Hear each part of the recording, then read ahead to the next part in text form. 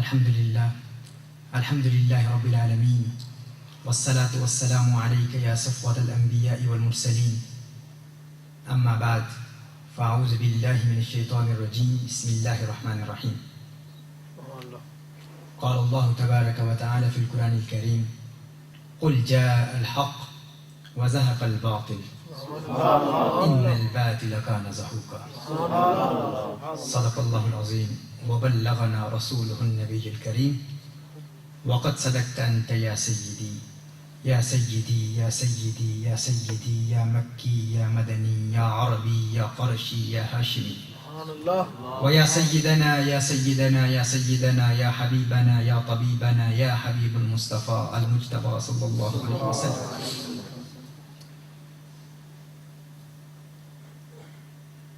انتہائی عزت و توقیر کے لائق علماء کرام، حفاظ کرام، ارباب علم و بصیرت، طلاب العلم،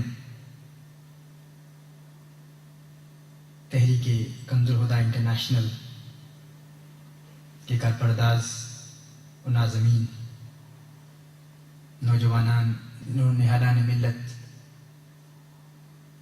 اور پردہ نشین خواتین امت، السلام علیکم ورحمۃ اللہ وبرکاتہ.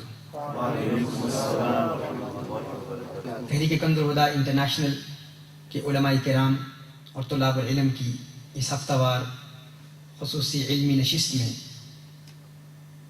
جہاں دین اسلام کے انتہائی علمی، تحقیقی اور فنی مضامین پر تفصیلی گفتگو کی جاتی ہے اور احبہ کے سوالات کے جوابات بھی دی جاتے ہیں، آج کی اس خصوصی نشست میں تحریک کنز الہدیٰ کے احبہ اور کارکنان کی شدید اصرار پر حق چار یار کے موضوع پر چند معروضات پیش کرنے کی سعادت حاصل کروں گا. ہرچند کے احبہ کچھ دنوں سے اصرار کر رہے تھے، لیکن میں پہلو تہی کرتا رہا، کیونکہ ہمارے نزدیک محافل میں حق چار یار کا نعرہ لگانا یہ معلوم من الدین بالضرورت تو ہے نہیں، ضروریات دین میں سے تو نہیں، نہ ہی یہ کوئی فرض ہے، نہ ہی واجب ہے. اور اگر کوئی یہ نعرہ نہیں لگاتا تو اس کا یہ معنی نہیں کہ وہ گناہ کر رہا ہے، گناہ کبیرہ کا مرتکب ہے، گناہ صغیرہ کا مرتکب ہے، نہ ہی وہ کراہت تحریمیہ کا مرتکب ہے، نہ ہی کراہت تنزیہیہ کا مرتکب ہے. لیکن چونکہ احباب کا اس میں اختلاف طلاب العلم اور درس نظامی کی کتابیں پڑھنے پڑھانے والے تحریک کنز الہدیٰ کے کارکنان میں بھی یہ سوال پیدا ہوا کہ اگر حق چار یار کہنے سے باقی صحابہ کرام علیہم الرضوان کی توہین لازم آتی ہے، یا ان کو حق سے نکالنا یا حق سے نفی لازم آتی ہے، تو کیا بہتر نہیں ہے کہ اگر ہمارے ایک عالم دین، ایک شیخ حضور مفکر اسلام نے حق سب یار کی صورت میں ایک متبادل پیش کر دیا ہے، تو کیا ہم اسی کو قبول نہ کر لیں؟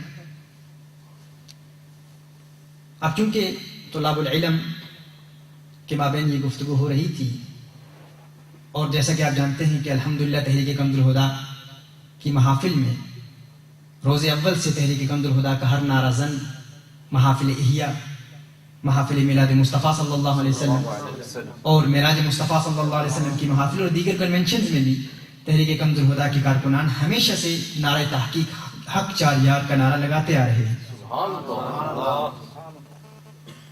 لیکن اب طلاب العلم کی اس گفتگو اور ان کے اس اختلاف کو سن کر ظاہر ہے کہ تحریک کنز الہدیٰ کے کارکنان بھی ایک ذہنی ارتباک اور خلش کا شکار ہو گئے، اور ان کی یہی ذہنی الجھن اور تشویش جب زبان پر سوال بن کر آئی تو میں نے ضروری سمجھا کہ اس پر کچھ کلام کیا جائے. ابھی گزشتہ روز حضور نصیر ملت رحمۃ اللہ تعالی علیہ کے صاحبزادے جامع صاحب کی ایک نشست میں، ایک نجی محفل میں، جہاں دیگر علماء کرام، پیر سید مزمل شاہ صاحب، پیر سید خضر شاہ صاحب، صاحبزادہ علامہ برکات صاحب، مفتی اقبال چشتی صاحب، حافظ فاروق چشتی صاحب اور دیگر بھی کچھ علماء کرام جن کے اسماء گرامی اس وقت مجھے مستحضر نہیں ہیں، ان کی موجودگی میں جامع صاحب نے فرمایا کہ آپ اس حوالے سے اپنا موقف واضح کریں کہ آپ کا کیا نظریہ ہے کہ نعرہ تحقیق کا جواب مصاب کیا ہے. تو وہاں الحمدللہ ناچیز نے چند باتیں عرض کی، لیکن اس سے قبل میں نے اس بات کو واضح کر دیا کہ الحمدللہ ہمارے قلوب اصحاب رسول اور اہل بیت اطہار کی عقیدت اور محبت کے جذبات کے ساتھ مزین ہیں. اور جہاں تک ہمارے بزرگوں کا تعلق ہے، ہمارے علماء، ہمارے اسکالرز کا تعلق ہے، ہمارے مشائخ کا تعلق ہے، تو ہمارے مشائخ نے الحمدللہ ہمیں ہر عالم کا احترام ہی سکھایا ہے. اور ہمارے برطانیہ میں مقیم بزرگ یقیناً ایک مدت سے رہنمائی اور ہدایت کے موتی بکھیرتے رہے، اور یقیناً یہ ہمارا سرمایہ ہے، ہم ان کا احترام کرتے ہیں. اور اگر کوئی صحیح العقیدہ سنی عالم دین جو سید بھی ہو تو سادات کے نالین برداروں میں بھی اگر ہمارا شمار ہو جائے تو ہم خود کو قسمت کا سکندر تصور کرتے ہیں، قسمت کا دھنی تصور کرتے ہیں اور اپنی قسمت پہ ناز کرتے ہیں. اور جہاں تک بزرگ مفکر اسلام کا تعلق ہے، یقیناً ان کا ایک علمی مقام ہے، لیکن اس کا ہرگز یہ مطلب نہیں کہ ہمیں ان سے علمی اختلاف کرنے کا بھی حق حاصل نہیں ہے. الحمدللہ اس نشست میں نے اس موضوع کی گفتگو کی قصر مقصور علیہ پر، اور پھر منطق کی چند باتیں جو آج بھی انشاءاللہ تعالیٰ آپ کی گوش گزار کروں گا. اور اس نشست کے بعد ہمارا موقف کھل کر واضح ہو گیا. ہر فرد نے سمجھ لیا کہ ہم نعرہ تحقیق حق چار یار کے قائل ہیں.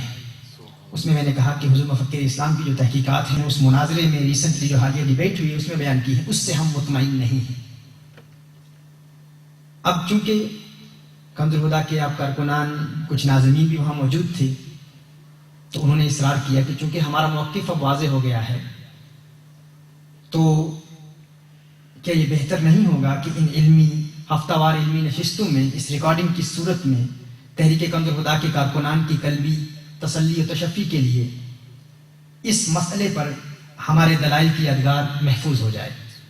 تو اسی ضمن میں آج کی اس محفل میں اس موضوع پر گفتگو کر رہا ہوں، اور یہ بات ابتدا سے آپ احبہ کی بارگاہ میں بھی واضح کرنا چاہتا ہوں، اور جو ناظرین سماعت فرما رہے ہیں انہیں بھی یہ بتانا چاہتا ہوں کہ آج کی ہماری یہ گفتگو یہ کسی کے ایما یا کسی کے اشارے پر نہیں ہو رہی، یہ فقط فقیر کی اپنی ذاتی تحقیق ہے. اس حوالے سے ہمیں کسی نے کہا نہیں ہے، نہ ہی آج تک پیر سید عرفان شاہ مشہدی صاحب اور نہ ہی پیر سید عبد القادر جیلانی شاہ صاحب سے اس موضوع پر میری کبھی ملاقات ہوئی، نہیں نہ ہی کبھی اس موضوع پر میری ان سے گفتگو ہوئی. یعنی آج دن تک ان علماء سے اور نہ ہی کسی سنی عالم سے اس موضوع پر میری کبھی گفتگو ہوئی ہے. عابد جلالی صاحب آج دن تک میری ان سے زندگی میں کبھی ملاقات ہی نہیں ہوئی. ان کے بھائی ہیں ڈاکٹر آصف اشرف جلالی صاحب، ان سے ہمارے دوستانہ مراسم ہیں. یہ اور اللہ گواہ ہے، اللہ کے گھر میں بیٹھا ہوں، مسجد میں بیٹھا ہوں کہ اہل سنہ والجماعت کے کسی عالم کسی بزرگ کی اس موضوع پر نعرہ تحقیق حق چار یار کے موضوع پر لکھی گئی کوئی کتاب بھی آج دن تک میری نظر سے نہیں گزری. یہ الحمدللہ فقط اپنی تحقیق فراغت کے بعد گزشتہ 10-11 سال سے جو علم منطق، علم فلسفہ اور علم البلاغہ، علم النحو اور اصول فقہ کی جو کتابیں ہم پڑھتے رہے ہیں، پڑھاتے رہے ہیں، انہی کی روشنی میں جو چند باتیں میرے ناقص فہم میں آئی ہیں وہ آج کی اس محفل میں آپ کی گوش گزار کروں گا. اور میں ایک مرتبہ پھر اس بات کو واضح کر دینا چاہتا ہوں کہ اس گفتگو سے کوئی شخص یہ تاثر ہرگز نہ لے کہ ہم کسی پر تنقید کر رہے ہیں، کسی سے اختلاف کر رہے ہیں، یا ہمارا کسی سے کسی جھگڑے کی نیت ہے. بس جو بات میں نے واضح کر دی ابتدا میں، اس گفتگو کو اسی پس منظر میں آپ سماعت فرمائیں گے انشاءاللہ تعالی، اور اس کے پس پردہ کوئی اور اغراض و مقاصد کار فرما نہیں ہے. اب جب اتنی تنقیح اور اتنی وضاحت ہو چکی ہے، اب بھی اگر کوئی شخص یہ سمجھے کہ اس گفتگو کے پیچھے ہمارا مقصد کسی پر تنقید کرنا یا کسی کے شیخ یا کسی کے پیر یا کسی کے مرشد پر زبان تان دراز کرنا یا گشت تنقید اٹھانا ہے، اور اس کو بنیاد بنا کر اگر کوئی شخص تحریک کنز الہدیٰ کی تعلیمات کے خلاف کمر بستہ ہو جائے تو تو پھر یہ ان کی خام خیالی ہے، کم عقلی ہے، کج فہمی ہے. ان کے لیے ہم یہی کہہ سکتے ہیں کہ مانا کہ وہ نازک ہیں، نازوں سے پلے ہیں. مانا کہ وہ نازک ہیں، نازوں سے پلے ہیں. ہم کیوں نہ جلائیں ان کو، ہم بھی تو جلے ہیں. اور ہمیں بھی تو یہ اختلاف پیدا ہو گیا ہے. حبا سوالات پوچھ رہے ہیں. تو اگر کوئی اختلاف کرے گا، تو اگر کوئی اس بات پر برا مانتا ہے تو غالب برا نہ مان، جو واعظ برا کہے. ایسا بھی ہے کوئی کہ سب اچھا کہیں جسے. تو اگر ہم سے کوئی اس بنیاد پر اختلاف کرے گا تو انشاءاللہ تعالیٰ ان سے مقابلہ کرنے کا طریقہ بھی ہم جانتے ہیں. تو یہ میں چاہتا تھا کہ ابتداءً یہ کانسیپٹ کلیئر ہو جائے. آپ احبہ یہ بات سمجھ جائیں کہ ہم فقط اپنے احباب کی قلبی تسلی و تشفی کے لیے یہ چند باتیں عرض کر رہے ہیں. آئیے ہم موضوع کی ابتدا کرتے ہیں. انہوں نے اپنی گفتگو میں ارشاد فرمایا کہ اللہ عز و جل قرآن کریم میں ارشاد فرماتا ہے. قرآن کریم کی چند آیات سے استدلال کرتے ہوئے وہ ارشاد فرماتے ہیں کہ تمام صحابہ کرام علیہم رضوان حق پر ہیں. اولئک هم المؤمنون حقا. اور دیگر آیات قرآنیہ سے انہوں نے استدلال پیش کیا کہ تمام صحابہ کرام علیہم رضوان حق پر ہیں. اب یاد رکھیے اس بات پر ہمارا ان سے کوئی اختلاف نہیں ہے. اس کو تو ہم بھی تسلیم کرتے ہیں کہ تمام صحابہ کرام علیہم رضوان حق پر ہیں. لہٰذا اگر کوئی شخص نعرہ تحقیق کے جواب میں حق سب یار کہتا ہے تو اس پر ہم کوئی اعتراض نہیں کریں گے، کوئی تنقید نہیں کریں گے، کیونکہ ہمارے نزدیک بھی تمام صحابہ کرام علیہم رضوان یقیناً حق پر ہی ہیں. اختلاف اس بات پر ہے کہ مفکر اسلام فرماتے ہیں کہ حق چار یار کہنا ناجائز ہے. وہ اس لیے کیونکہ ان کی تحقیق کے مطابق حق چار یار کہنے سے باقی تمام صحابہ سے حق کی نفی لازم آتی ہے. یعنی ان کے نزدیک جو شخص کہتا ہے حق چار یار، اس کا معنی ہے فقط چار یار ہی حق پر ہیں، چار کے علاوہ کوئی حق پر نہیں. اس میں ایک وہ قاعدہ بیان کرتے ہیں. قاعدہ یہ ہے کہ حق چار یار، یہ اصل میں جملہ کیا ہے؟ چار یار حق ہیں. اس کی ترتیب کیا ہے؟ چار یار حق ہیں، چار یار حق ہیں. اب علم النحو میں ایک قاعدہ ہے، علم بلاغت میں اسے قانون قصر کہتے ہیں، قصر مقصور علیہ، اور علم نحو میں اسے حصر محصور کہتے ہیں. اصول یہ ہے کہ اگر خبر کو مبتدا پر مقدم کر دیا جائے، اسے کہتے ہیں تقدیم الخبر، تقدیم ما حقہ تاخیر.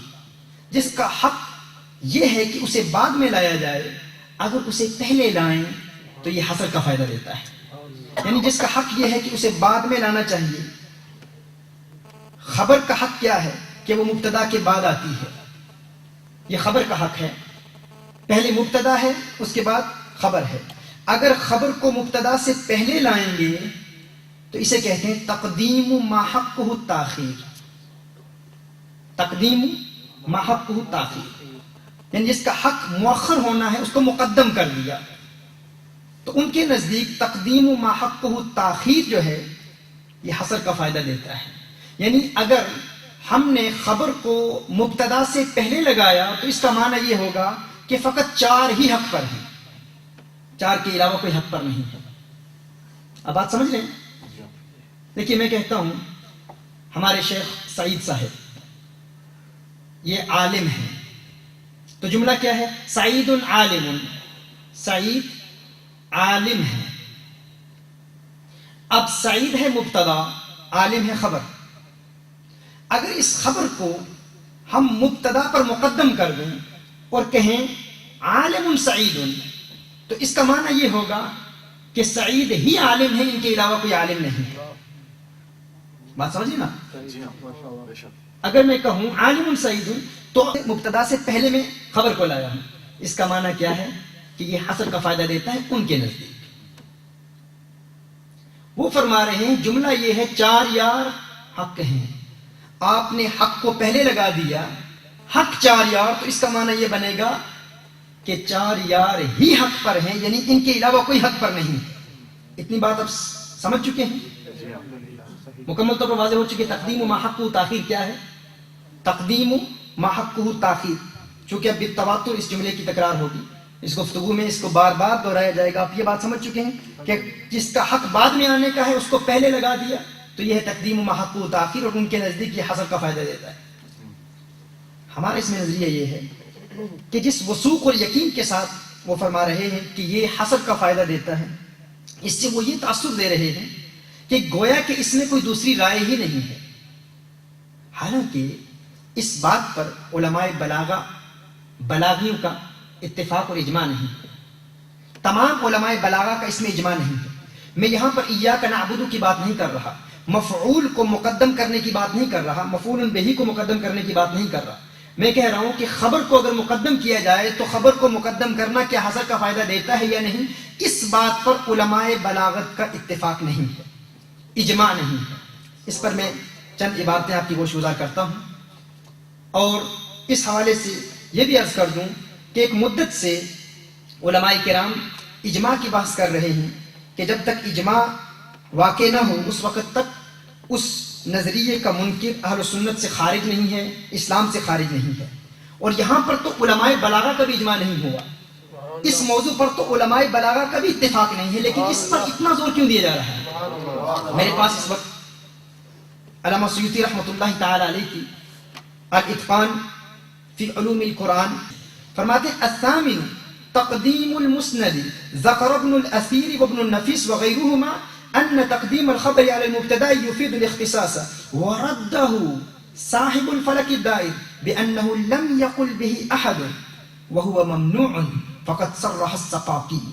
فرماتے ہیں کہ ابن اثیر اور ابن نفیس اور ان کے علاوہ چند علماء نے کہا ہے کہ تقدیم خبر یعنی خبر کو مبتدا سے پہلے لگانا یفید الاختصاص، یہ حصر کا فائدہ دیتا ہے، لیکن وردہ صاحب الفلک الدائر، صاحب فلک الدائر آپ جانتے ہیں ابن ابی الحدید صاحب فلک الدائر، فرماتے انہوں نے اس کا رد کیا ہے، اور رد کیا ہے فرمایا بأنه لم يقل به احد، اور انہوں نے کہا ہے کہ یہ تو کسی کی رائے ہی نہیں ہے، یہ تو کسی کی رائے نہیں ہے کہ تقدیم حق ہو تاخیر اگر خبر کو مبتدا پر مقدم کر دیا جائے تو یہ حصر کا فائدہ دیتا ہے۔ وہ فرماتے ہیں یہ کسی کی رائے نہیں ہے، وہو ممنوع، اور یہ ممنوع ہے۔ یعنی علامہ سقاقی سے قبل فقط صرح السقاقی ہم بھی کہتے ہیں کہ اس میں علماء کی ایک رائے نہیں۔ جو بات میں یہاں پر ثابت کرنا چاہتا ہوں وہ یہ ہے کہ اس پر تمام علماء بلاغت کا اجماع نہیں ہے، اس پر تمام علماء بلاغت کا اتفاق نہیں ہے کہ اگر خبر کو مبتدا پر مقدم کر دیا جائے تو وہ حصر کا فائدہ دیتا ہے، اس پر علماء کا اجماع نہیں ہے۔ ایک ریفرنس آپ نے سن لیا، دوسرا سماعت فرما لیں الفلک الدائر کا براہ راست آپ ریفرنس سماعت فرما لیں۔ ابن ابی الحدید فرماتے ہیں فاما تقدیم خبر المبتدا علیہ مع بقائه على التنکیر فانه لا يعرف ذاهب ذهب الى انه يقتضي الاختصاص، خبر کو مبتدا پر مقدم کر دینا مع بقائه على التنکیر، اس حال میں کہ اس کو باقی رکھا جائے نکرہ کی صورت میں، جس طرح آپ جانتے ہیں حق 4 یار میں حق نکرہ ہے، الحق نہیں ہے حق ہے، حق 4 یار۔ فرمایا اگر خبر کو مبتدا پر مقدم کیا جائے مع بقائه على التنکیر فإنه لا يعرف ذاهب ذهب الى انه يقتضي الاختصاص، کہا کسی کا یہ مذہب نہیں ہے کہ یہ حصر کا فائدہ دیتا ہے۔ اور یہیں ابن ابی الحدید فرماتے ہیں اقول لا نعرف ذاهبا ذهب الى ان قولنا قائم زید يقتضي اختصاص زید بالقيام دون غيره من الناس، کہا کہ اگر وہ فرماتے ہیں ہم نہیں جانتے کسی ایسے فرد کو، یعنی علماء بلاغت میں سے کسی بلاغی ایسے کو ہم نہیں جانتے جس نے یہ کہا ہو کہ خبر کو اگر مبتدا پر مقدم کر دیا جائے تو یہ حصر کا فائدہ دیتی ہے۔ ہماری حضور مفکر اسلام کی بارگاہ میں دائرہ ادب میں رہ کر یہ گزارش ہے کہ جس موضوع پر جس بات پر علماء بلاغت کا اجماع ہی نہیں ہے، علماء بلاغت کا اتفاق ہی نہیں ہے، ہم مانتے ہیں تسلیم کرتے ہیں کہ ہماری مختصر المعانی اور دیگر بلاغہ کی کتابوں میں اس کا ذکر ہے، لیکن اس پر علماء بلاغت کا اجماع نہیں ہے۔ جب اس پر اجماع نہیں ہے تو اس مسئلے پر آپ اتنا زور کیوں دیتے ہیں کہ حق 4 یار سے دیگر صحابہ کی توہین لازم آتی ہے، جب اس موضوع پر علماء بلاغت کا اجماع ہی نہیں ہے۔ دیکھیے جب افضلیت کا مسئلہ چھڑا، جب افضلیت کے مسئلے پر بات ہوئی تو حضور مفکر اسلام نے اس بات پر بہت زور دیا، فرمایا کہ سیدنا ابوبکر صدیق رضی اللہ تعالی عنہ کی افضلیت کا مسئلہ اجماعی مسئلہ ہی نہیں ہے۔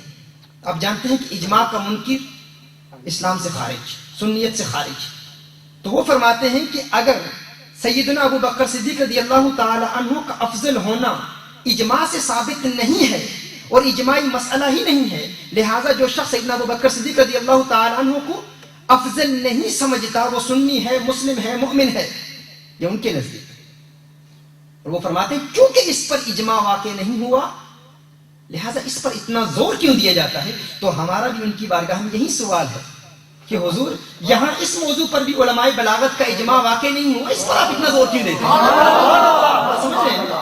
اس پر آپ نے اتنا زور دیا اور اس پر ایک مناظرہ ہوا، آپ کا ڈیبیٹ ہوئی، پوری ڈیبیٹ میں آپ تقدیم و محق و تاخیر اسی موضوع پر بحث کرتے رہے، اس پر آپ نے اتنا زور کیوں دیا؟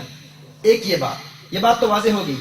آج کے بعد آپ سے کوئی شخص کہے کہ حق چار یار کا نعرہ غلط ہے کیونکہ حق کو پہلے لگا دیا، اور حق کو پہلے لگانے سے حصر کا فائدہ دیتا ہے، اور حصر کا معنی یہ ہے کہ ان چار کے علاوہ کوئی حق پر نہیں ہے، تو آپ کہیں گے علماء بلاغت کا اس موضوع پر اتفاق اور اجماع ہی نہیں ہے۔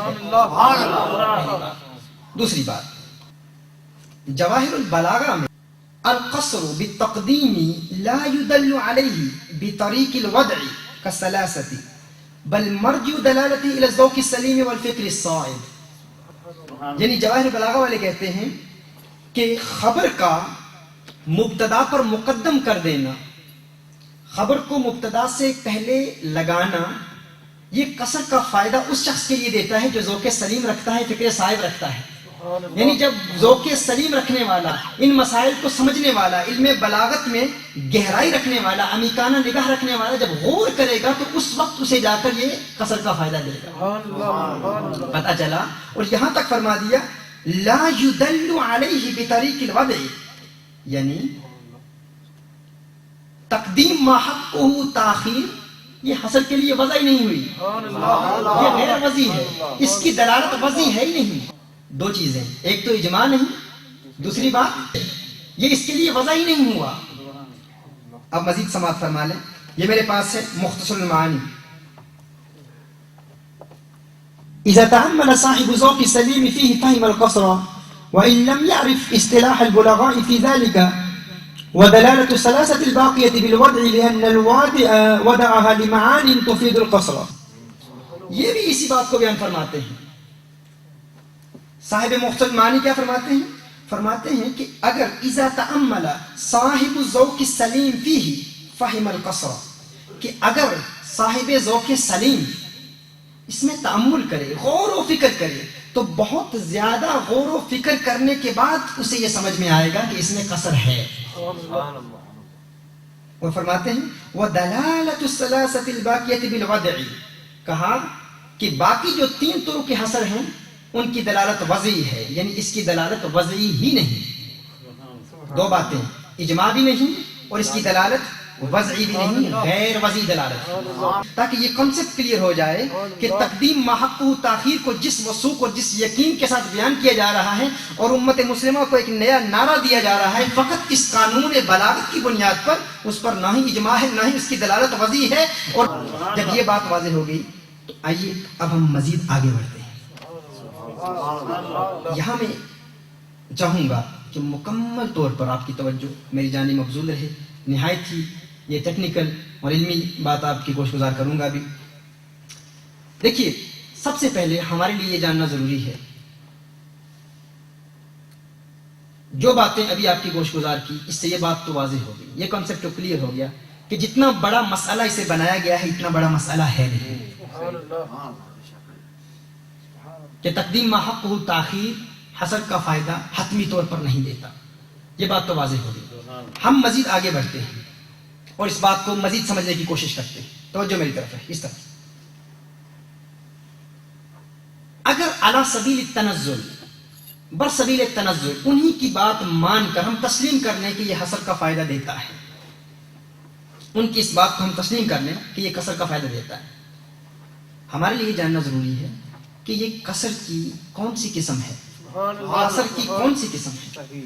اگر حضور مفکر اسلام قصر کی تعریف بیان فرما دیتے اور قصر کی قسمیں بیان فرما دیتے تو یہ بات روز روشن کی طرح واضح ہو جاتی۔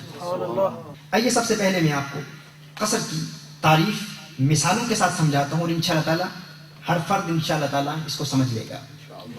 مختصر المعانی میں قصر کی تعریف ہے والقصر فی اللغۃ الحبس وفي الاصطلاح تخصيص شيء بشيء بطريق مخصوص وهو حقيقي وغير حقيقي، لأن تخصيص الشيء بالشيء إما أن يكون بحسب الحقيقة وفي نفس الأمر بأن لا يتجاوزه إلى غيره أصلا وهو الحقيقي، أو بحسب الإضافة إلى شيء آخر بأن لا يتجاوزه إلى ذلك الشيء، وإن أمكن أن يتجاوزه إلى شيء آخر في الجملة وهو غير حقيقي بل إضافي، كقولك ما زيد إلا قائم، بمعنى أنه لا يتجاوز القيام إلى القعود، لا بمعنى أنه لا يتجاوزه إلى صفة أخرى أصلا.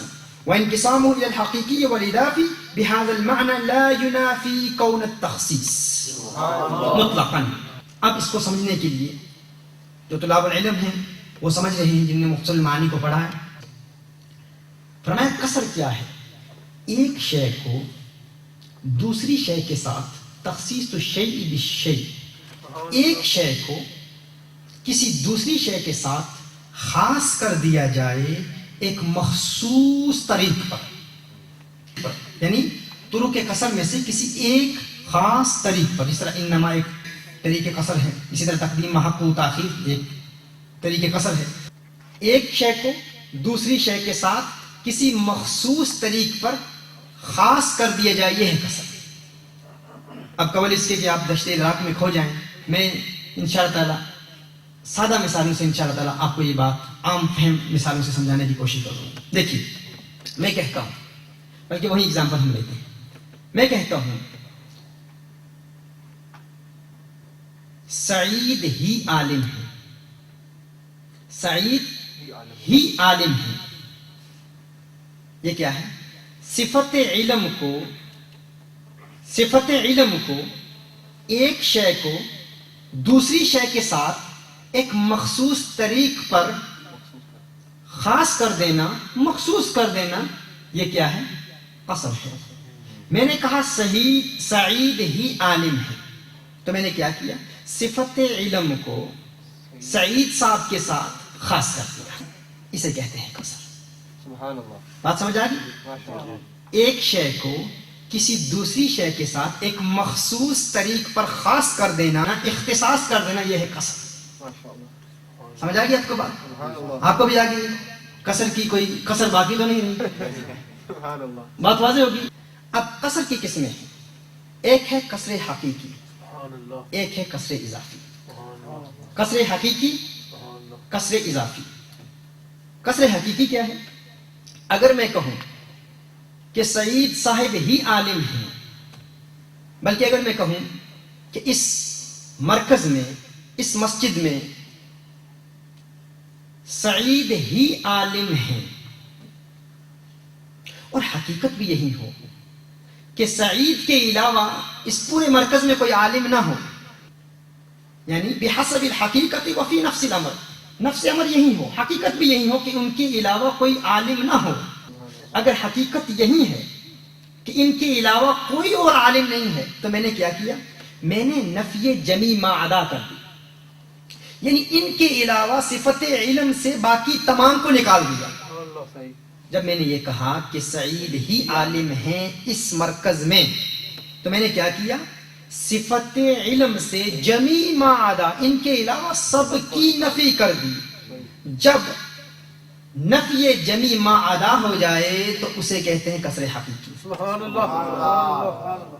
یعنی جب میں کہوں کہ یہی عالم ہے اور حقیقت بھی یہی ہو کہ صفت علم سے باقی آپ تمام کی نفی کر دی، تو اسے کیا کہتے ہیں؟ قصر حقیقی.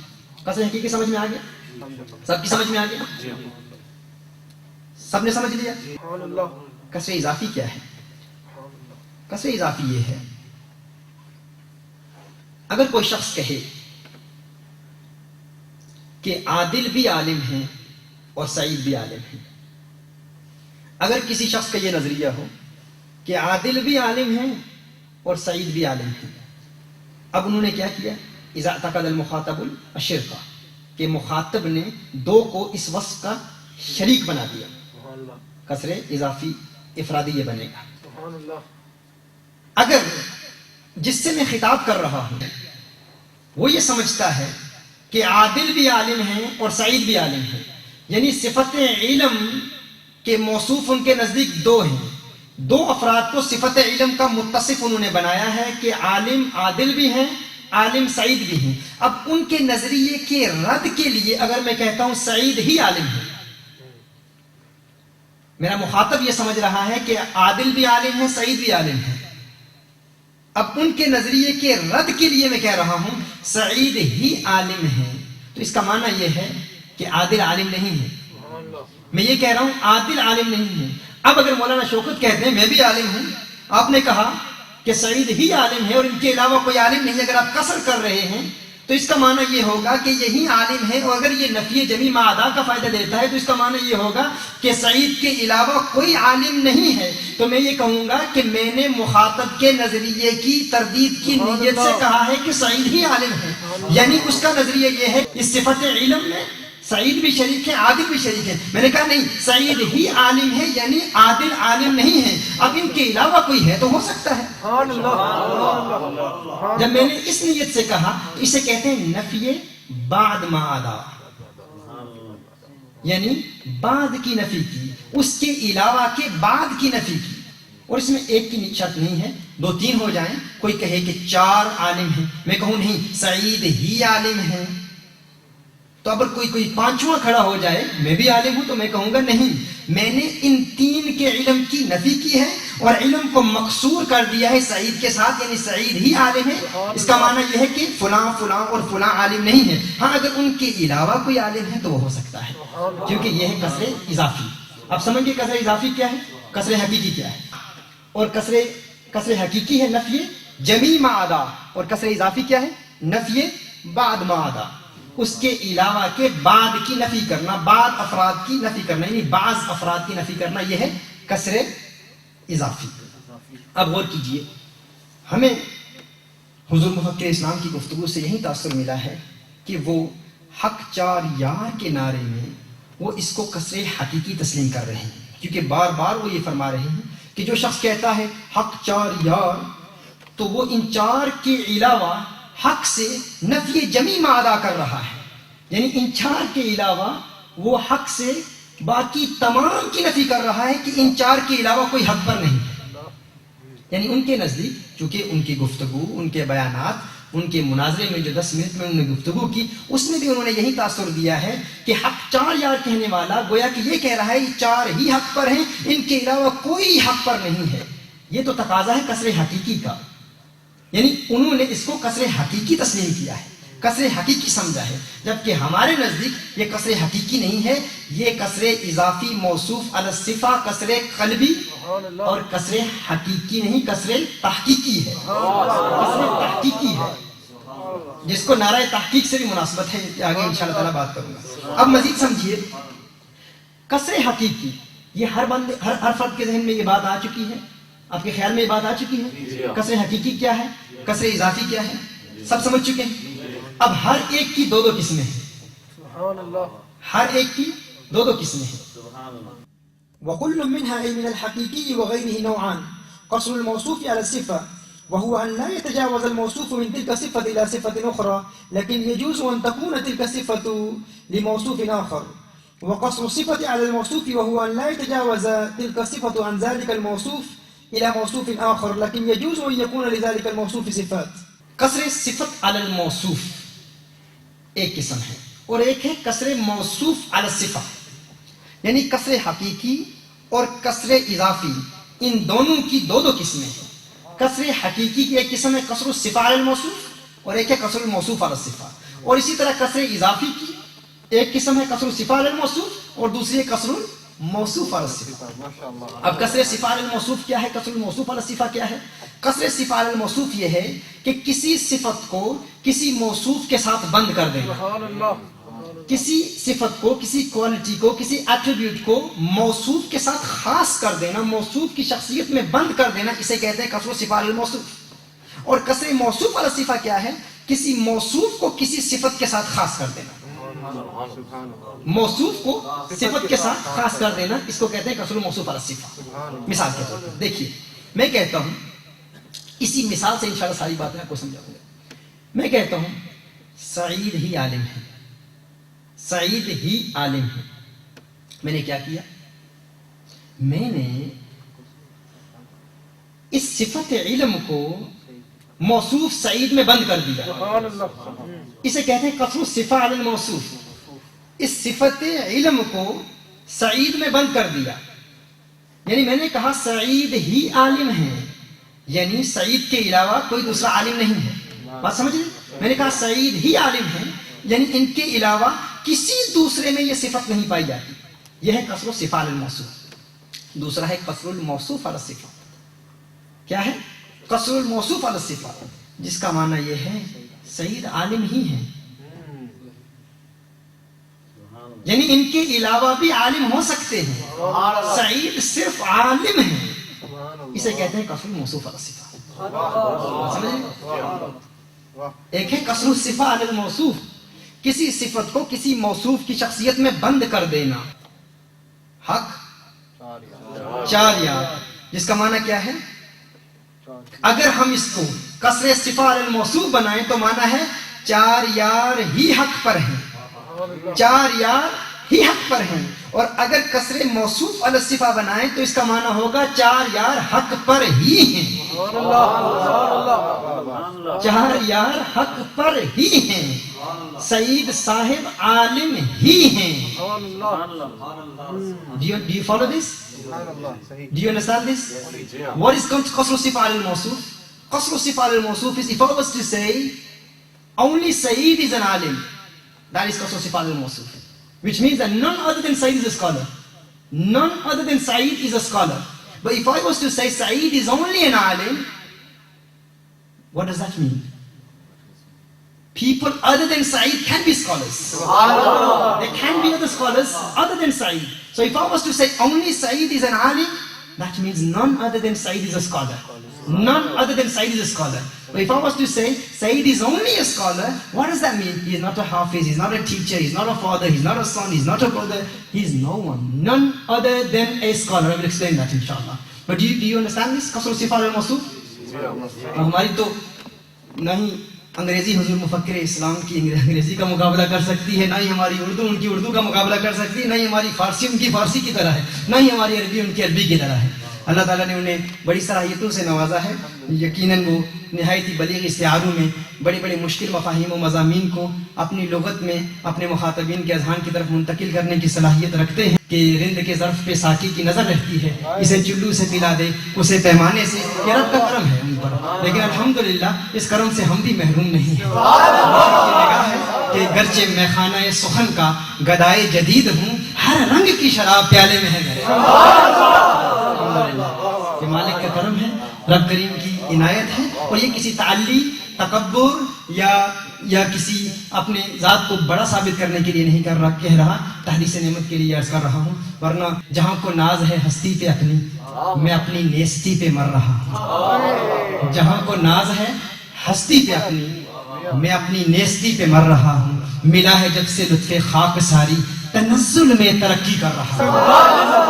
الحمدللہ. تو میں عرض کر رہا تھا ہم حق 4 یار کے نعرے کو اگر ہم قصر الصفہ علی الموصوف تسلیم کر لیں تو اس کا معنی یہ ہوگا کہ 4 یار ہی حق پر ہیں، ان کے علاوہ کوئی حق پر نہیں ہے. اگر اس کو قصر الصفہ علی الموصوف تسلیم کریں گے تو اس کا معنی کیا ہوگا؟ 4 یار ہی حق پر ہیں، ان 4 کے علاوہ کوئی حق پر نہیں ہے. لیکن اگر اس کو قصر الموصوف علی الصفہ تسلیم کریں گے تو اس کا معنی ہوگا 4 یار حق پر ہی ہیں، باطل پر نہیں. 4 یار حق پر ہی ہیں. نفی کس کی ہو رہی ہے؟ باطل کی ہو رہی ہے کہ 4 یار کو ہم نے مقصور کر دیا حق پر، کہ 4 یار حق پر ہی ہیں. تو اخراج کس کا کیا؟ نفی کس کی؟ ایک فرد کی. وہ فرد کیا ہے؟ باطل. اب بات سمجھ رہے ہیں؟ اگر ہم نے کہا 4 یار حق پر ہی ہیں تو اس کا کیا معنی ہے؟ باقی بھی حق پر ہیں لیکن یہ حق پر ہی ہیں، باطل پر نہیں.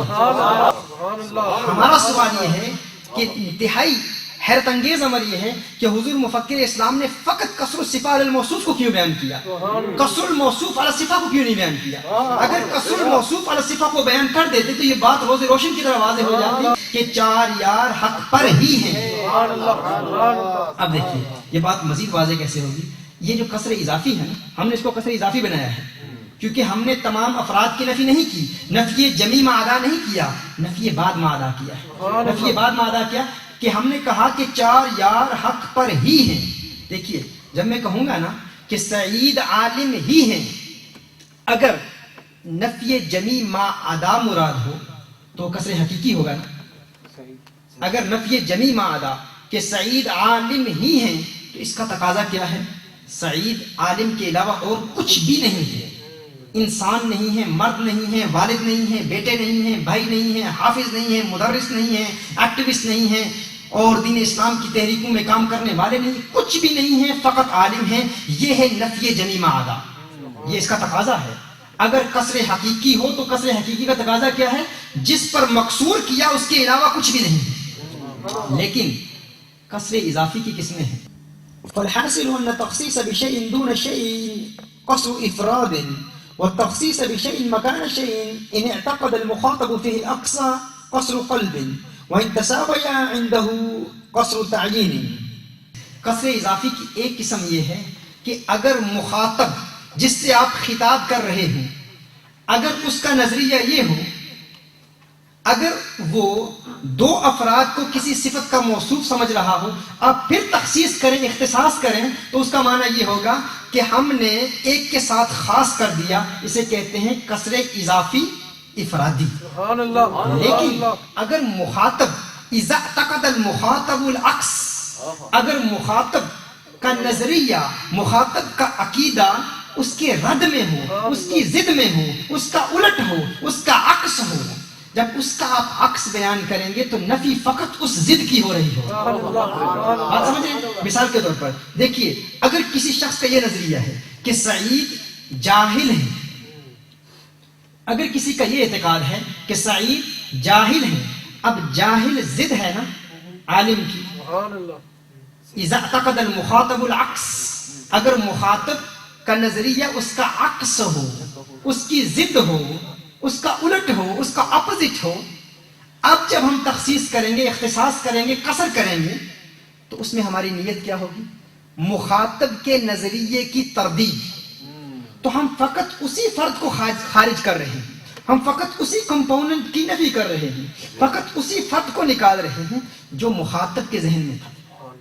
اگر مخاطب کے ذہن میں ہے سعید جاہل ہیں اور میں نے کہا سعید عالم ہی ہیں، اب کوئی سوال کرے نہیں وہ حافظ قرآن بھی ہیں، نہیں وہ باپ بھی ہیں، وہ مرد بھی ہیں، وہ بیٹے بھی ہیں، وہ بھائی بھی ہیں، وہ عالم کے علاوہ بہت کچھ ہیں، تو آپ نے نفی جمی ادا کر دی، یعنی عالم کے علاوہ سب کی نفی کر دی. میں کہوں گا نہیں، یہ تقاضا تھا قصر حقیقی کا، یہ تقاضا تھا قصر حقیقی کا، میں قصر اضافی کر رہا ہوں. قصر اضافی کیا ہے؟ مخاطب کے نظریے کی رد کی خاطر ایک کمپوننٹ کو نکالا. مخاطب ضد سمجھ رہا تھا، اس کا عقیدہ یہ تھا کہ یہ جاہل ہیں، میں نے کہا نہیں عالم ہی ہیں. اب کوئی کہے حافظ نہیں، میں کہوں گا حافظ کی نفی نہیں ہوئی، میں نے نفی کی ہے مخاطب کے نظریے کی، جہالت کی نفی کی ہے، جاہل نہیں ہے عالم. یہ کمپوننٹ نکالا، اسے کہتے ہیں قصر اضافی. قصر اضافی قلبی. یہ بات آپ کے قلب میں آ گئی؟ قصر اضافی قلبی کیا ہے؟ دیکھیے، ہمیں کہا جاتا ہے، آپ کہتے ہیں حق چار یار حق پر ہی ہیں. اگر آپ نے قصر الموصوف اور الصفہ بنایا تو اس پر ایک اعتراض ممکن ہے.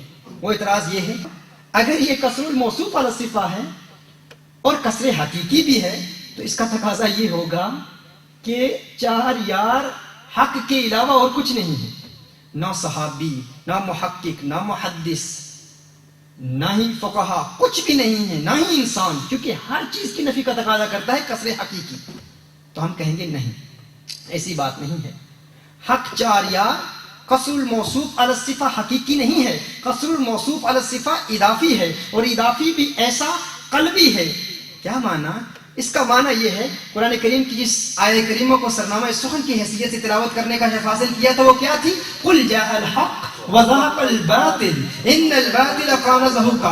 حق کی ضد کیا ہے؟ باطل. چونکہ رافضیوں کا عقیدہ یہ ہے کہ یہ 4 باطل پر ہیں. رافضی کہتے ہیں کہ 4 کا اجتماع حق پر ممکن نہیں ہے، یعنی مولا علی کرم اللہ وجہ کریم کو کہتے ہیں وہ حق پر ہیں، لیکن 4 کو حق کہنا ان کے نزدیک جائز نہیں. لہذا ان کا عقیدہ یہ ہے کہ 4 باطل پر ہیں، 4 کو حق پر کہنا جائز نہیں. تو مخاطب کے نظریے کی تردید کی نیت سے ہم نے کہا یہ 4 حق پر ہی ہیں. اب کوئی کہے حق کے علاوہ کچھ بھی نہیں ہے، ہم کہیں گے سب کچھ ہے لیکن باطل پر نہیں.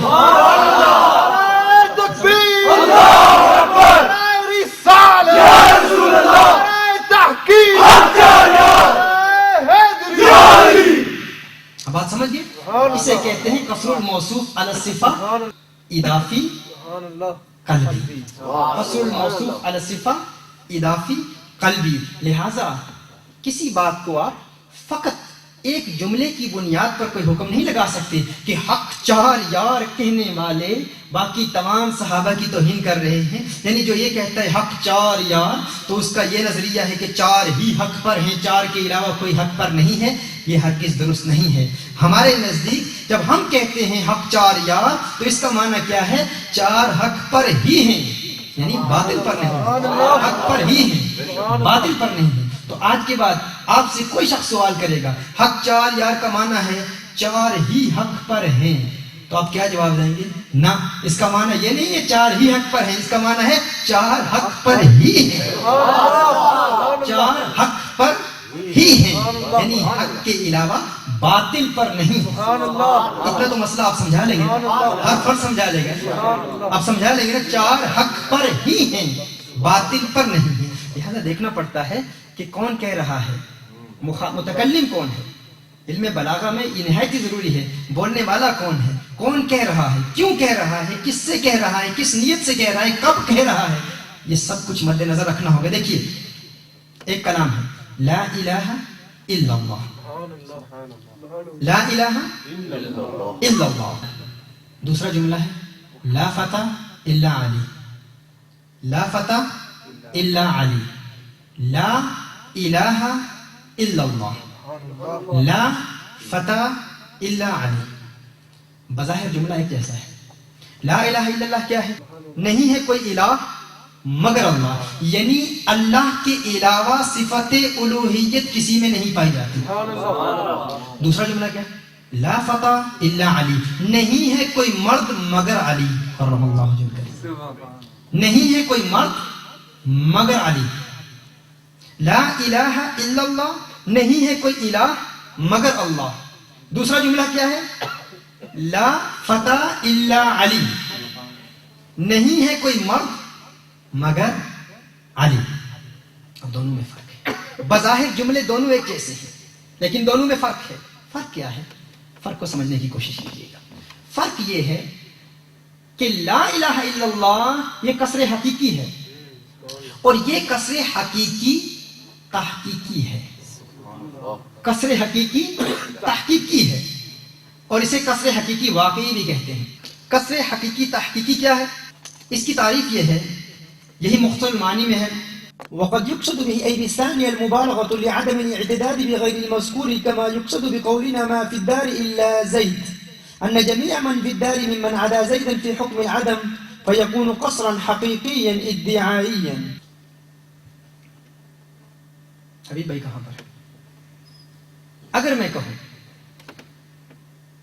لا منشد فی هذا المسجد الا حبیب، اس بھرے مجمع میں حبیب کے علاوہ کوئی نعت خوان نہیں ہے، اور حقیقت بھی یہی ہو کہ حبیب کے علاوہ کوئی اور نعت خوان نہ ہو۔ اگر میں کہوں لا منشد فی هذا المسجد الا حبیب، لا منشد فی هذا المسجد الا حبیب، تو اس کا معنی کیا ہے؟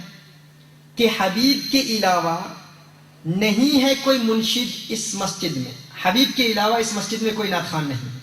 اگر یہی حقیقت بھی ہو کہ حبیب کے علاوہ کوئی اور نعت خوان نہ ہو تو اسے کہیں گے کسر حقیقی تحقیقی، کسر حقیقی تحقیقی۔ اب غور کیجیے، لا فتح الا علی، نہیں ہے کوئی مرد مگر علی، نہیں ہے کوئی مرد مگر علی۔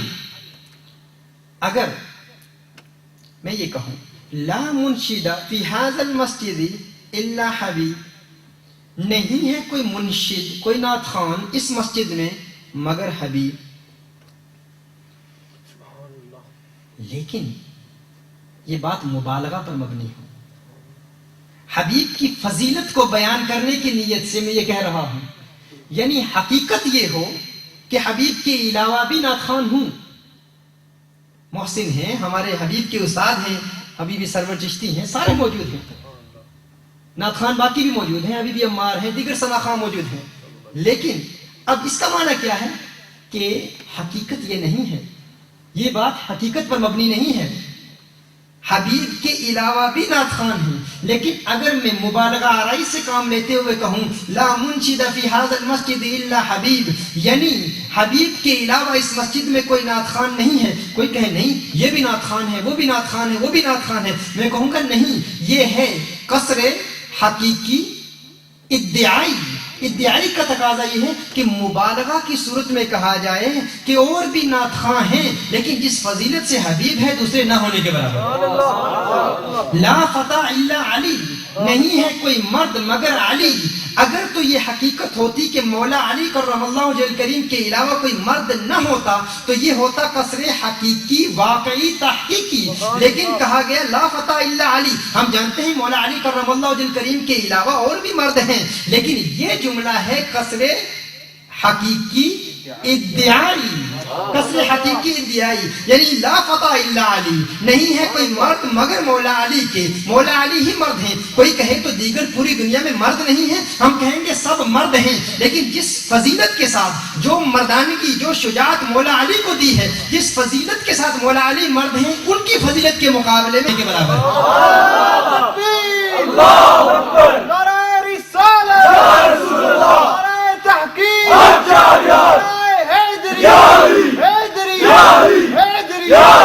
اب بات سمجھ رہے ہیں؟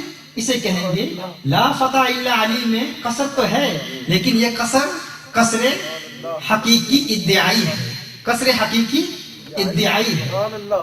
اور لا الہ الا اللہ یہ صفت الوہیت نہیں پائی جاتی مگر اللہ میں، کیا یہ بھی ادعائی ہے؟ یہ تحقیقی ہے، یہ ادعائی نہیں ہے، کیونکہ یہ حقیقت ہے اللہ کے علاوہ صفت الوہیت کسی میں نہیں پائی جاتی۔ لا الہ الا اللہ، ہم نے اس صفت کو ذات خداوندی میں بند کر دیا کہ نہیں ہے کوئی الہ مگر اللہ، تو یہ ہے قصر حقیقی تحقیقی۔ اور جہاں پر مبالغہ آرائی سے کام لیتے ہوئے کہا لا فتح الا علی، وہ ہے قصر حقیقی ادعائی۔ ہم یہ عرض کرتے ہیں نعرہ تحقیق حق چار یار کو ہم نے قصر اضافی بنایا ہے، اس کو قصر حقیقی بھی بنایا جا سکتا ہے، اس کو قصر حقیقی بھی بنایا جا سکتا ہے۔ کیوں؟ نعرہ تحقیق حق چار یار، یہ چار اگر کوئی اسے قصر صفت علی الموصوف بھی بنائے، اگر کوئی اسے قصر صفت علی الموصوف بھی بنائے، یعنی یہ چار ہی حق پر ہیں، کوئی دوسرا شخص سوال کرے، کوئی معترض اعتراض کرے اس کا معنی ہے ان چار کے علاوہ کوئی حق پر نہیں ہے، ہم کہیں گے نہیں، یہ ہے قصر حقیقی ادعائی۔ اور قصر حقیقی ادعائی کا تقاضا کیا ہے؟ یہ چار ہی حق پر ہیں، یعنی ان کے علاوہ بھی حق پر ہو سکتے ہیں، لیکن جس فضیلت کے ساتھ یہ چار حق پر ہیں دوسرے نہ ہونے کے برابر۔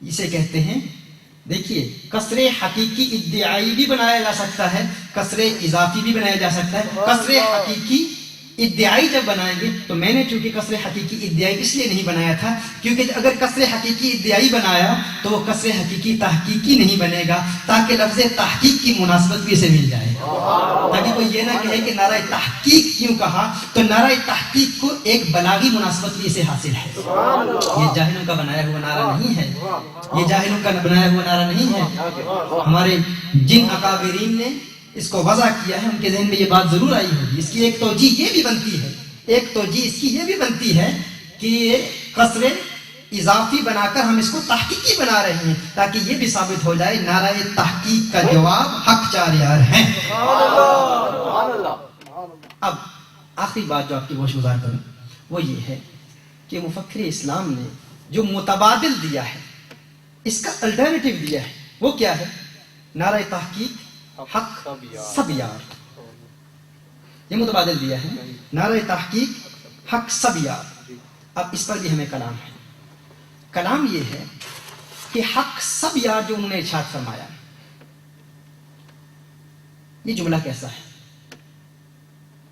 سب یار حق ہیں، سب یار حق ہیں، سب یار بنا مبتدا، حق کیا بنا؟ خبر، سب یار مبتدا حق خبر۔ کیا اس میں تقدیم و محقو تاخیر نہیں؟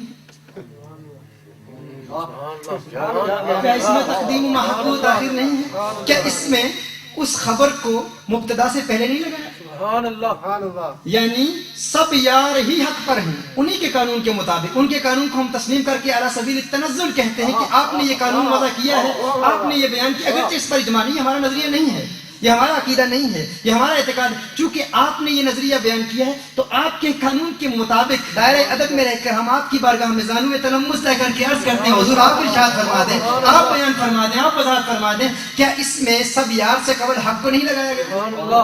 اس کا معنی کیا ہوگا؟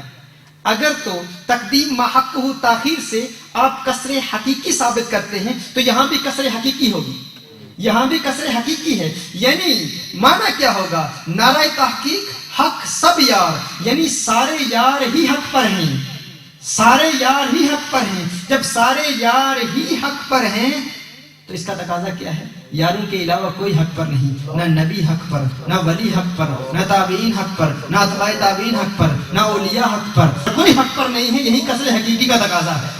تو یہ جملہ تو آپ کے خلاف جاتا ہے. اب بات سمجھ رہے ہیں؟ اگر اس کو آپ کسر حقیقی بنائیں اور تقدیم و ما حق و تاخیر پہ اطلاق اسی پر کریں تو اس کا تقاضا یہ ہے کہ سب صحابہ کے علاوہ کوئی حق پر نہیں ہے, سارے صحابہ کے علاوہ کوئی حق پر نہیں ہے. وہ کہیں گے نہیں, ایسا نہیں ہے, یہاں پر ہم صحابہ کے بارے میں ہی بات کر رہے ہیں, یہاں فقط صحابہ کے متعلق بات ہو رہی ہے, صحابہ کے علاوہ کسی کے متعلق بات نہیں ہو رہی, یہاں فقط صحابہ کے بارے میں بات ہو رہی ہے. تو ہم ان کی بارگاہ میں عرض کریں گے اگر صحابہ کے بارے میں بات ہو رہی ہے تو تقدیم ما حق و تاخیر کہاں جائے گا؟ اس کا تقاضا تو یہ ہے اونلی, اس کا تقاضا تو یہ ہے فقط, اس کا تقاضا تو یہ ہے صرف. یعنی گویا کہ آپ یہ کہہ رہے ہیں کہ سارے صحابہ میں صرف سارے ہی صحابہ حق پر ہیں. یہ کیسا جملہ ہے؟ سارے صحابہ میں فقط سارے ہی صحابہ حق پر ہیں. تو یوں فرما دیں سارے صحابہ حق پر ہیں, سب یار حق ہیں. جو ہی آپ حق کو پہلے لگائیں گے تو وہ صرف کا تقاضا کرے گا, فقط کا تقاضا کرے گا, اونلی کا تقاضا کرے گا. یہی تو حصر ہے نا, یہی تو قصر ہے. اگر آپ نے حق کو پہلے لگا دیا تو اس کا معنی کیا ہے؟ صرف سارے صحابہ حق پر ہیں. وہ کہیں گے نہیں, ہم فقط صحابہ کی بات کر رہے ہیں, صحابہ کے علاوہ کسی اور دوسرے فرد کی بات نہیں کر رہے, یہاں بات صحابہ کی ہو رہی ہے. تو ہم کہیں گے صرف کیوں لگایا؟ کہیں گے ہم نے صرف لگایا نہیں, ہم کہیں گے حق کو پہلے لگا کر صرف لگا دیا. اگر یہاں نہیں لگایا تو حق 4 یار میں کیوں لگایا ہے؟ اگر یہاں نہیں لگایا تو حق 4 یار میں کیوں لگایا ہے؟ دیکھیے میں بہت آسان آپ کو سمجھا دیتا ہوں. دیکھیے اگر کوئی شخص کہے, میں چاہوں گا کہ ہر فرد کے ذہن میں یہ بات مکمل طور پر اس کے ذہن نشین ہو جائے. اگر کوئی فرد کہے 4 سید حق پر ہیں, اگر کوئی شخص کہے حق 4 سید, حق 4 سید, تو اس کا معنی یہ ہوگا اگر تو یہ کسر حقیقی ہے تو اس کا معنی کیا ہوگا؟ 4 سیدوں کے علاوہ کوئی حق پر نہیں ہے. اب بات سمجھیے, 4 سیدوں کے علاوہ کوئی حق پر نہیں ہے. اگر کوئی شخص کہے حق سب سید, حق سب سید, حق سب سید, تو اس کا معنی کیا ہوگا؟ سارے سید ہی حق پر ہیں. یعنی نہ راجے حق پر, نہ جٹ حق پر, نہ گجر حق پر, نہ پٹھان حق پر, نہ میمن حق پر, کوئی حق پر نہیں ہے, صرف سید ہی حق پر ہیں. بات سمجھ گیا؟ ان کے علاوہ کوئی حق پر نہیں ہے, فقط سید ہی حق پر ہیں. وہ کہیں گے نہیں, ہم تو فقط سیدوں کی بات کر رہے ہیں, ہم تو فقط سادات کی بات کر رہے ہیں, ہم نے تو دیگر سادات کے علاوہ کسی قوم کی بات نہیں کی, ہم فقط سیدوں کی بات کر رہے ہیں. تو ہم کہیں گے کیا آپ یہ کہہ رہے ہیں کہ سارے سیدوں میں صرف سارے سید ہی حق پر ہیں؟ اس جملے کا تو کوئی معنی ہی نہیں بنتا. آپ سیدھا کہہ دیں سارے سید حق پر ہیں, یہ نہ کہیں صرف سارے سید حق پر ہیں. اور اگر آپ حق پہلے لگائیں گے تو اس کا معنی یہی بنے گا صرف سارے سید حق پر ہیں. یعنی اگر آپ نے کہا حق سب یار تو اس کا معنی کیا ہے؟ صرف سارے یار ہی حق پر ہیں. کیونکہ جب ہم کہتے ہیں کہ آپ کے نزدیک اگر سارے صحابہ ہی حق پر ہیں, اگر آپ کے نزدیک تمام صحابہ ہی حق پر ہیں, اور اگر اس میں حصر ہے تو اس سے باقی غیر صحابہ کی نفی لازم آتی ہے کہ وہ حق پر نہیں ہے. تو اس کا جواب ان کا ایک ہی بنتا ہے, وہ یہ ہے ہماری مراد یہ ہے کہ جب ہم کہتے ہیں کہ سارے صحابہ ہی حق پر ہیں, اس کا معنی یہ ہے کہ صحابہ کا ہر فرد حق پر ہے. یعنی یہ جواب وہ دیں گے کہ صحابہ کا ہر فرد حق پر ہے. یعنی ان کا یہ معنی نہیں ہے کہ صحابہ کے علاوہ کوئی حق پر نہیں. یہ جواب جو ہے یہ ہمارے موقف کی تائید کرتا ہے. اگر اس جواب کو آپ قبول کر لیں گے تو اس جواب کو حق 4 یار میں بھی قبول کرنا ہوگا. وہ کیسے؟ اس کو سمجھنے کے لیے اب ظاہر ہے کہ ان گتھیوں کو سلجھانے کے لیے بہت وقت درکار ہے، لیکن میں پوری کوشش کروں گا کہ انتہائی اختصار کے ساتھ. آپ جانتے ہیں کہ گزشتہ روز میں نے آپ کو اس محفل میں بتایا تھا اور اس بات کی وضاحت کی تھی ایک نشست میں کہ سورہ قضیہ کیا ہے. اب منطق پڑھنے والے طلاب العلم تو جانتے ہیں، جو منطق نہیں پڑھے ان کے لیے بھی وضاحت کر دی ہے کہ سورہ قضیہ کیا ہے، کل کیا ہے، بعد کیا ہے، موجبہ کلیہ کیا ہے. اعداد کے حوالے سے بھی میں بیان کر چکا ہوں. یہاں آپ سماعت فرمائیں کہ حضور مفکر اسلام نے ارشاد فرمایا ہے کہ اعداد موجبہ کلیہ کا سورہ قضیہ ہے. انہوں نے اپنے ایک بیان میں ارشاد فرمایا کہ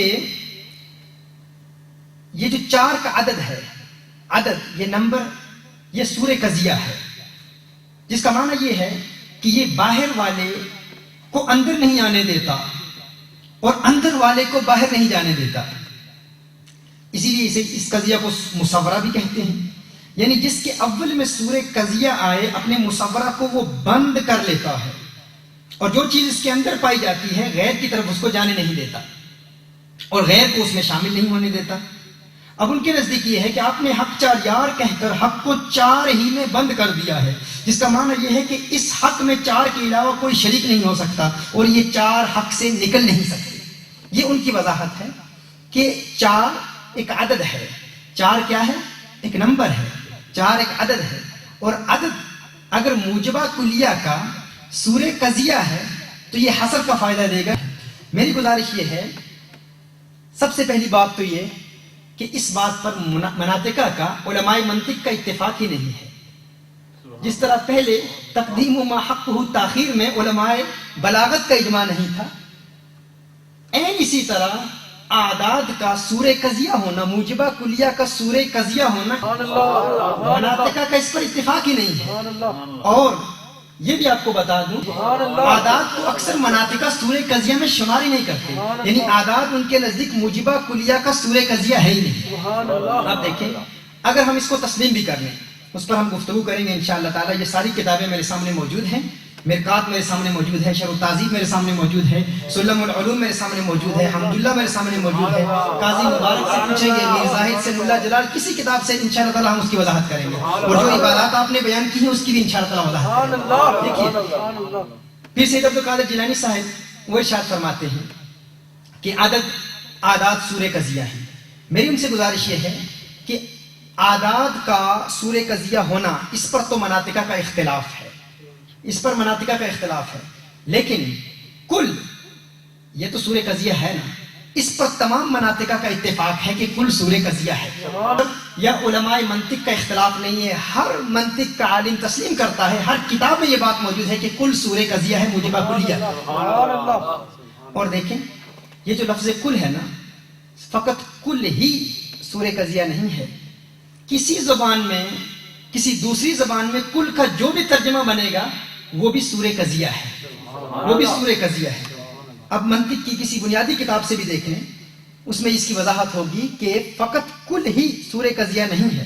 دیکھیں، الذی یبین به کمیۃ الافراد من الکلیۃ والبعدیۃ یسمى سورا وهو ماخوذ من سور البلد وسور الموجبة الكلية كل ولام الاستغراق وسور الموجبة الجزئية بعد وواحد من الجسم جماد وسور السالبة الكلية لا شيء ولا واحد نحو لا شيء من الغراب بأبيض ولا واحد من النار ببارد ووقوع النكرة تحت النفي نحو ما من ماء إلا وهو رطب وسور السالبة الجزئية.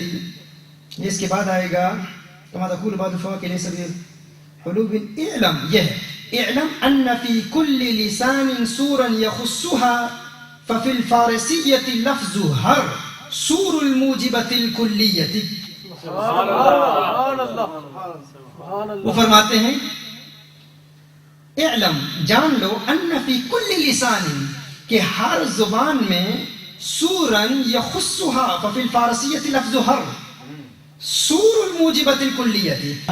فرماتے ہیں ہر زبان میں سورہ قضیہ ہے، موجبہ کلیہ کا سورہ قضیہ ہے، جیسے فارسی میں ہر سورہ قضیہ ہے. کل کا ترجمہ کیا ہے؟ ہر. تو فارسی میں ہر موجبہ کلیہ کا سورہ قضیہ ہے. ہر اردو میں کیا ہے؟ اردو میں بھی ہر بھی ہے، سب بھی ہے، سارے بھی ہے. بات سمجھئے نا؟ سب بھی ہے، ہر بھی ہے، سارے، یہ سب موجبہ کلیہ کا سورہ قضیہ ہے. حضور مفکر اسلام نے یہ نعرہ دیا ہے، حق سب یار، حق سب یار. سب موجبہ کلیہ کا سورہ قضیہ ہے. سب موجبہ کلیہ کا سورہ قضیہ ہے اردو میں. اگر حضور مفکر اسلام فرماتے ہیں کہ عدد موجبہ کلیہ کا سورہ قضیہ ہے اور یہ باہر والے کو اندر نہیں آنے دیتا، اندر والے کو باہر نہیں جانے دیتا، یعنی اس کا معنی یہ ہے کہ چار ہی حق پر ہیں، چار کے علاوہ کوئی حق پر نہیں ہے. چار ہی حق پر ہیں، چار کے علاوہ کوئی حق پر نہیں ہے، جو انہوں نے بیان فرمایا. تو میں عرض کروں گا کہ حضور والا آپ کے نزدیک چار جو عدد ہے یہ سورہ قضیہ ہے موجبہ کلیہ کا. حالانکہ اس پر تو مناطقہ کا اتفاق ہی نہیں ہے، لیکن کل تمام مناطقہ کے نزدیک موجبہ کلیہ کا سورہ قضیہ ہے. تمام مناطقہ کے نزدیک. اب جب کل یعنی سب حق سب یار کہیں گے تو کیا اس کا معنی یہی نہیں بنے گا کہ سارے یار ہی حق پر ہیں؟ عدد پر تو مناطقہ کا اختلاف ہے، کل پر کسی کا اختلاف نہیں. اور کل کا براہ راست ترجمہ کیا ہے؟ سب، یعنی حق سب یار. اگر عدد کہنے سے، چار کہنے سے باہر والے کو اندر آنے کی اجازت نہیں، اندر والے کو باہر جانے کی اجازت نہیں، تو پھر کل کہنے سے یا سب کہنے سے بھی باہر والے کو اندر آنے کی اجازت نہیں، اندر والے کو باہر جانے کی اجازت نہیں. اب اس کا جواب سماعت فرما لیں. اس کا جواب ہم دیں گے. وہ کہیں گے پھر حصر کہاں ہے؟ ہم بتائیں گے حصر کہاں ہے. اس میں حصر ہے، یقیناً یہ حصر کا فائدہ دیتا ہے، اسی لیے تو اس کو مصورہ کہتے ہیں. لیکن اس کا حصر موضوع کے افراد میں ہوتا ہے. اس کا حصر موضوع کے افراد میں ہوتا ہے. اس کو میں بیان کروں گا. اس سے قبل آپ یہ سماعت فرما لیں، یعنی موجبہ کلیہ کے لیے سورہ قضیہ جب کل استعمال ہوتا ہے تو اس کی مثال کیا دی جاتی ہے؟ کل انسان حیوان.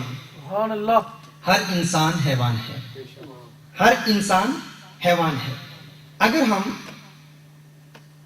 حضور مفکر اسلام کی وضاحت کو مد نظر رکھتے ہوئے اسی قانون کا اطلاق اس پر کریں، کل انسان حیوان، ہر انسان حیوان ہے، تو اس کا معنی یہ بنے گا کہ ہر انسان ہی حیوان ہے. ہر انسان ہی حیوان ہے، یعنی انسان کے علاوہ کوئی حیوان نہیں ہے، فقط انسان ہی حیوان ہے، ان کے علاوہ کوئی حیوان نہیں ہے. تو ہم بھی یہ سوال کریں گے کہ اگر انسان کے علاوہ کوئی حیوان نہیں ہے تو پھر کیا خیال ہے آپ کا گدھے بھی احتجاج نہیں کریں گے؟ ہاں، گدھے بھی کہیں گے کہ ہم بھی حیوان ہیں. ہاں، ہاتھی بھی کہیں گے ہم بھی حیوان ہیں. شیر بھی بڑی بہادری سے کہیں گے ہم بھی حیوان ہیں، ہمیں حیوانوں سے کیوں نکالتے ہیں؟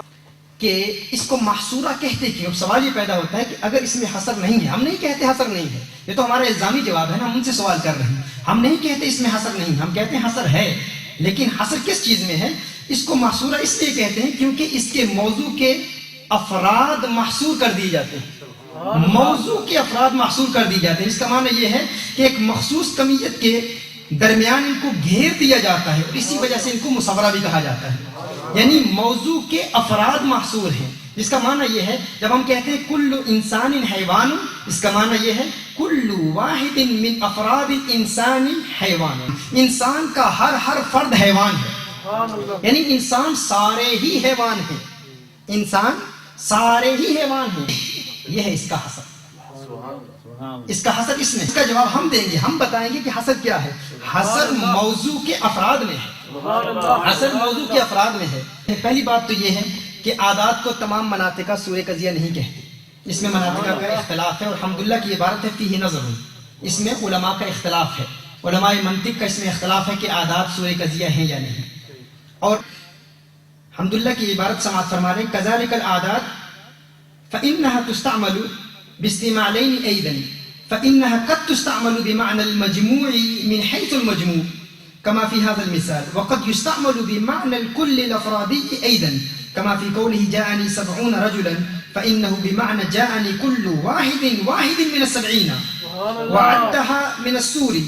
إذا استعمل بهذا الاستعمال فتأمل وعدها من السور اذا استعمل بهذا الاستعمال فتأمل. اب دیکھیے حمدللہ کی اس عبارت سے یہ بات واضح ہو جاتی ہے کہ عادات کے متعلق کہا فإنها تستعمل باستعمالين ايضا کہ ان کے دو استعمالات ہیں.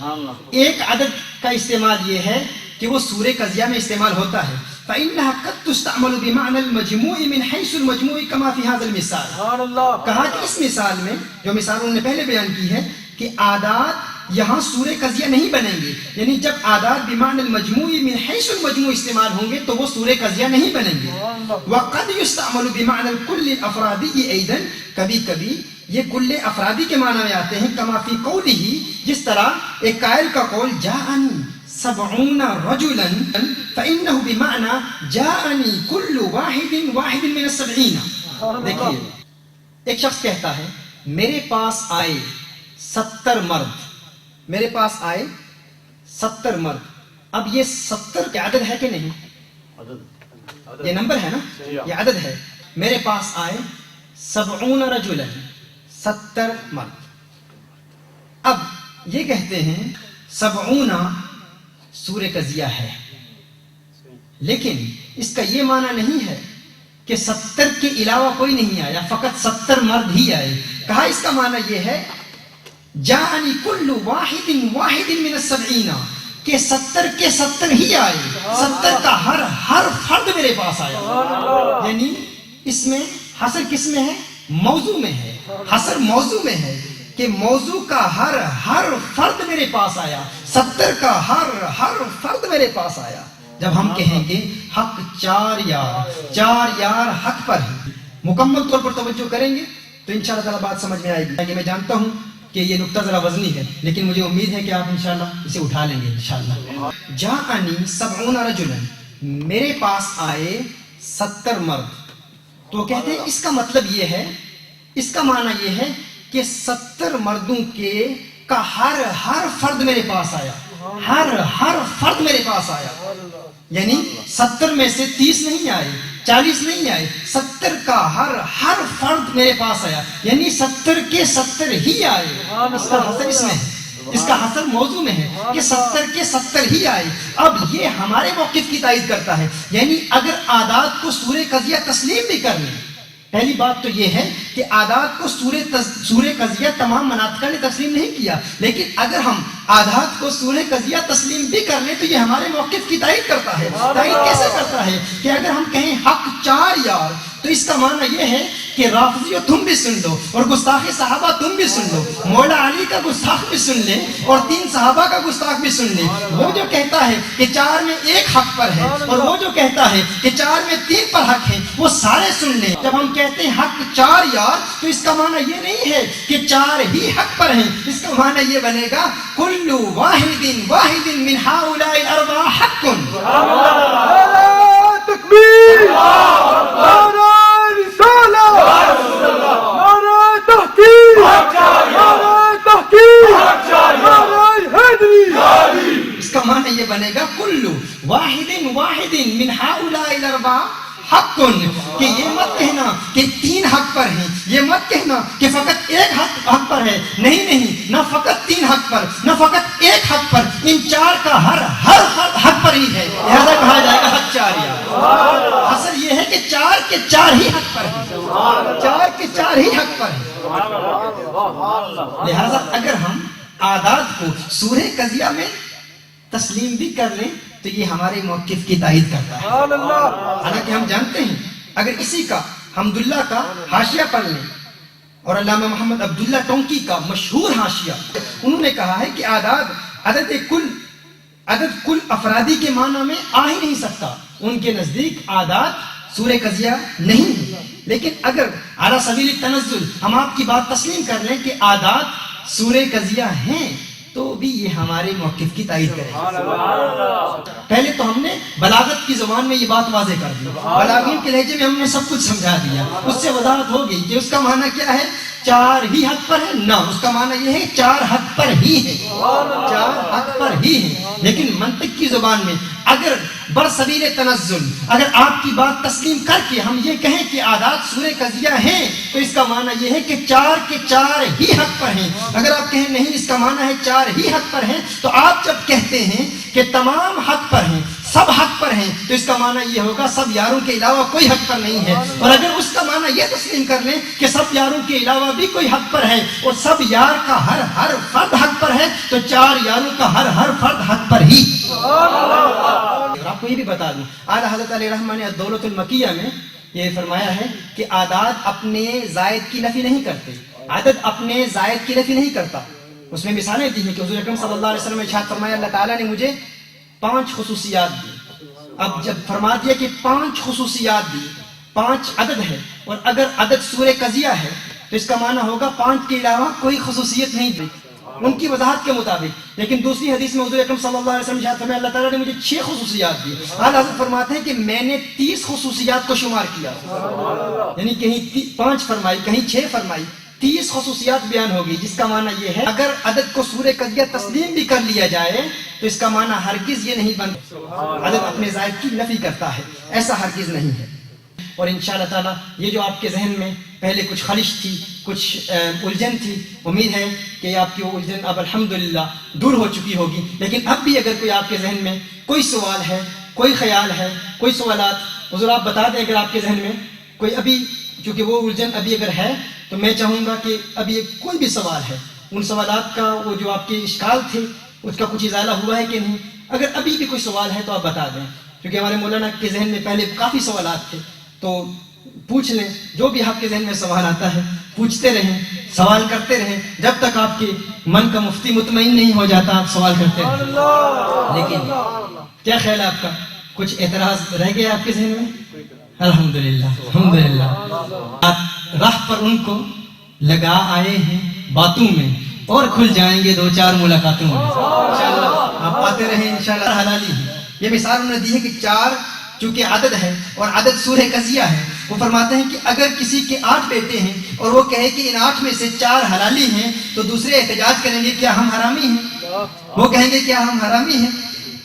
تو فرماتے ہیں کہ اگر وہ شخص کہے کہ میں تو 4 کی بات کر رہا تھا، لیکن دوسروں کو حق حاصل ہوگا کہ وہ اعتراض کریں کہ آپ نے کہا ہے ہمارے 8 بیٹے ہیں، ان میں سے 4 حلالی ہیں، تو اسی مثال کو ایک دوسرے زاویے سے سمجھیں۔ وہ یہ ہے کہ اگر کسی کے 8 بیٹے ہیں اور کوئی اعتراض کرے، کوئی کہے تیرے 8 بیٹے ہیں، ان میں سے یہ جو 4 ہیں یہ حلالی نہیں ہے، اگر کوئی کہے کہ تیرے 8 بیٹے ہیں، ان میں سے یہ 4 حلالی نہیں ہیں، اور وہ کہے میرے یہ 4 بیٹے حلالی ہیں، اب اگر دوسرے احتجاج کریں ہم بھی حلالی ہیں، ہم کیا حلالی نہیں ہیں، ہمارے متعلق کیوں نہیں کہا، تو وہ کہے گا تمہاری تو بات ہی نہیں ہو رہی، اعتراض ان 4 پر ہے، اعتراض ان 4 پر ہے کہ یہ 4 حلال کے نہیں۔ اگر ہم یہ تسلیم کر لیں کہ یہ عادات سورہ قضیہ ہیں اور اس بنیاد پر ہم کہیں کہ عادات سورہ قضیہ ہیں اور اس میں حسب محمول میں ہے، یعنی 4 ہی حق پر ہیں، پنجتن پاک بھی نہیں کہہ سکتے، کیونکہ 5 بھی عدد ہے، 5 بھی عدد ہے، یعنی کوئی شخص کہے پنجتن پاک تو پھر تو بہت ساری چیزیں بدلنا ہوں گی، بہت ساری تبدیلی کی ضرورت ہے۔ آپ نعرہ لگاتے ہیں نا، آپ کہتے ہیں میں پنجتنی ہوں، تو مولانا آپ یہ کہا کریں میں سب تنی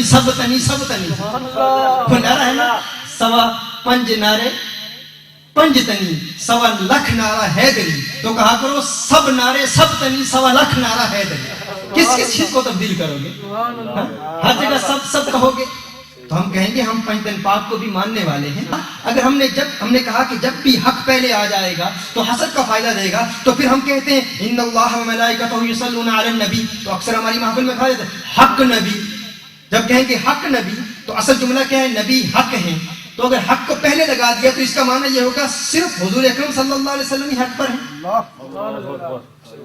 سمجھ رہے ہیں آپ بات سمجھ رہے ہیں؟ اس کا معنی کیا یہ بنے گا صرف حضور اکرم صلی اللہ علیہ وسلم ہی حق پر ہیں، باقی تمام انبیاء سے حق کی نفی ہو جائے گی۔ ہم کہتے ہیں نا حق نبی، لیکن ہم کہتے ہیں حق فرید کہتے ہیں، تو اس میں بھی تقدیم ما حق تاخیر ہے نا، تو کیا اس کا معنی یہ ہے کہ باقی تمام اولیاء حق پر نہیں ہیں؟ ہم کہتے ہیں حق معین، حق فرید، حق جمالی اپنے اولیاء اور بز حق فیضی کہتے ہیں. تو کیا اس کا معنی یہ ہے کہ فیضی کریم علیہ الرحمہ کے علاوہ کوئی حق پر نہیں ہے؟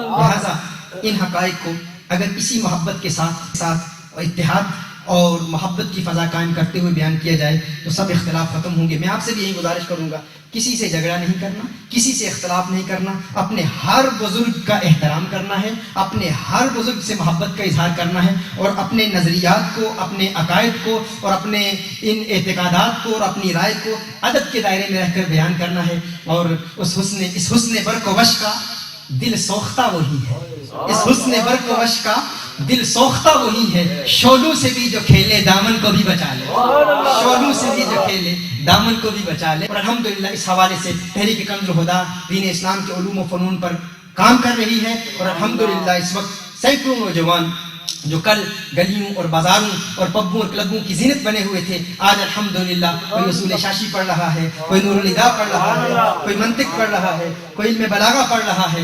بہنیں جو کل دنیا کے معاملات میں تھیں، دنیا کی محبت میں محو تھیں، آج الحمدللہ یہ تحریک کنز الہدیٰ ہی کا ترہ امتیاز ہے کہ 6 بہنیں الحمدللہ سب درس نظامی کی کتابیں پڑھ چکی ہیں، اور الحمدللہ دیگر بہنیں الحمدللہ علوم و فنون پڑھ رہی ہیں. اور تبلیغ کا کام بھی ہے، تقابل ادیان پر کام بھی ہے، مراکز بھی قائم ہو رہے ہیں. میں آپ سے بھی گزارش کروں گا کہ اپنے بزرگوں کا احترام کرتے ہوئے دین اسلام کے علوم و فنون کا پرچار کریں، دلوں کو ملانے کا کام کریں کہ نہ کوئی دل ملاتا ہے، نہ کوئی دل سے ملتا ہے. کسی نے سچ کہا ہے دل بڑی مشکل سے ملتا ہے. تکبیر، نعرہ رسالت، نعرہ تحقیق، نعرہ حیدری.